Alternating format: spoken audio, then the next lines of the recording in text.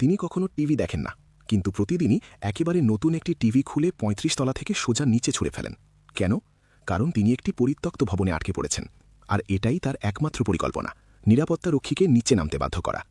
TV পড়ার শব্দে কেউ খেয়াল করবে ভেবেছিলেন, কিন্তু গার্ড আরামে বসে রেডিও শুনছিল, তাকালও না। তাই লোকটি সাহায্যের জন্য চিৎকার শুরু করল, কিন্তু এত উঁচু থেকে তার কণ্ঠস্বর প্রায় শূন্যে মিলিয়ে গেল। সে হাল ছাড়ল না, ধাতব একটি গামলা তুলে নিয়ে কাঁচে আঘাত করতে করতে চিৎকার করল, আশা করল শব্দটা দেয়াল বেয়ে নিচে পৌঁছাবে। রাত নামল, গলা একেবারে বসে গেল, তবু কেউ এলো না। পরদিন সকালে সে আবার দরজার কাছে গেল, খুলতে চেষ্টা করল, চাবি ভেঙে গেল।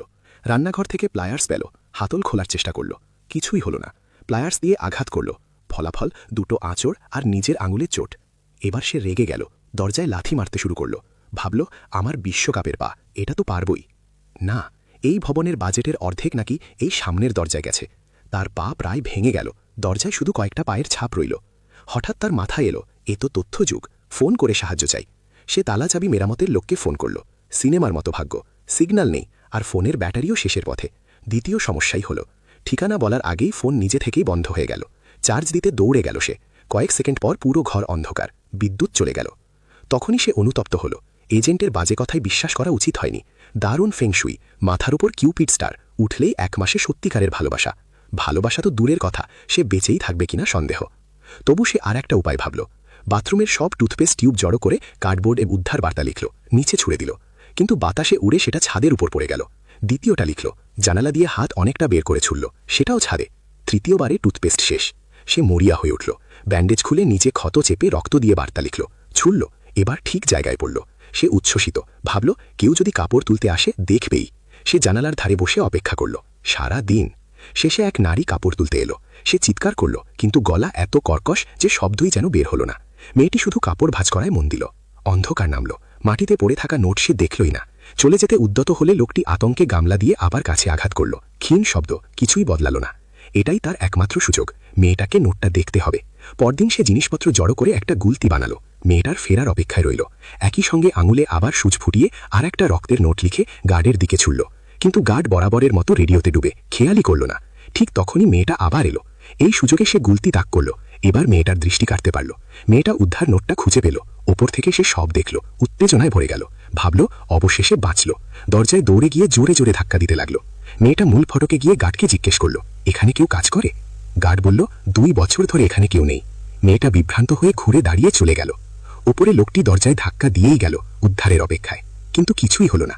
মেয়েটাকে চলে যেতে দেখে সে বুঝল সে আদৌ আসেনি। সেই মুহূর্তে সে সম্পূর্ণ হতাশ হয়ে পড়ল। তাই সে এক ভয়ঙ্কর সিদ্ধান্ত নিল। টর্চ জ্বালিয়ে জানালায় বাঁধা কাপড়গুলো পুড়িয়ে দিল। ভাবল কেউ না কেউ আগুন দেখবে। আগুন ছোট ছিল, তাই গদিটাও ছুড়ে দিল। আগুন বড় হতে দেখে সে আনন্দে লাফাতে লাগলো, এবার নিশ্চয়ই কেউ দেখবে। কিন্তু আগুন ছড়িয়ে পড়তে দেখে সে ভয় পেয়ে গেল, যদি কেউ না আসে, যদি সে পুড়ে মরে। তাই বালিশ নিয়ে দৌড়ে আগুন নেভাতে লাগলো। সৌভাগ্যক্রমে আগুন থামাতে পারল, কিন্তু সময় গড়ালো। এবার খাবার আর পানির সমস্যা। শুরুতে পানি ছিল, কিন্তু এক ইঁদুর দেখে সে আতঙ্কে দৌড়ে পালাতে গিয়ে এক স্তম্ভে ধাক্কা খেল। জ্ঞান ফিরলে দেখে সারা রাত কল খোলা ছিল। পানি বন্ধ করতে চাইল, কিন্তু ইঁদুরের ভয়ে কাছে যেতে পারল না। সব পানি শেষ। সে নিজেকে দোষ দিতে লাগলো, আরও সাহসী হলে ভালো হতো। এখন পানি খুঁজতেই হবে। টয়লেটের ঢাকনা তুলল, ভেতরে পানি আছে, কিন্তু ঘৃণায় সে খেতে পারল না। পানি গরম করার যন্ত্র খুলে ফেলল, এক ফোঁটাও বের হলো না। ঠিক তখনই গার্ড নোটটা দেখল, ওপরের দিকে তাকালো, তারপর আবার রেডিওতে মন দিল। এদিকে লোকটি তীব্র পানি শূন্যতায় প্রায় অজ্ঞান। একটি তেলাপোকা দেখল, ধরতে গিয়েও নিজের প্রবৃত্তিতে থেমে গেল। সে টলতে টলতে খাবার খুঁজছিল, হঠাৎ বৃষ্টি নামল। নিজের চোখকে বিশ্বাস করতে পারল না, ভেবেছিল অনবৃষ্টি, কিন্তু বৃষ্টির ফোঁটা গায়ে পড়তেই সে সজাগ হল। তাড়াতাড়ি গামলা বাইরে রেখে পানি ধরল। বহুদিন পর প্রাণ ভরে পানি খেল, এক ফোঁটাও নষ্ট করল না। ঘরের সব পাত্র জড়ো করল, টয়লেটের ঢাকনাও, পাইপ দিয়ে সংরক্ষণের ব্যবস্থা করল, এমনকি ফ্রিজও টেনে আনল। অবশেষে পানির সমস্যা মিটল, শুধু খাবার নেই। পরদিন সে একটি হারানো চড়ুই পাখি পেল। চোখ বন্ধ করে গুলতি ছুড়ল। 5 দিন আটকে থাকার পর সে প্রথম গরম খাবার খেল। শক্তি ফিরে এলে পালানোর আত্মবিশ্বাসও ফিরল। সে করাত দিয়ে রেলিং কাটতে চাইল, কিন্তু টাইটেনিয়াম স্টিলের পাইপ নড়লই না। রাত অবধি কাজ করল, কোনো অগ্রগতি নেই। শেষে আগুন ব্যবহার করল। পুরো 1 দিন আর 1 রাত পর রয়ে গেল শুধু এক টুকরো দাগ।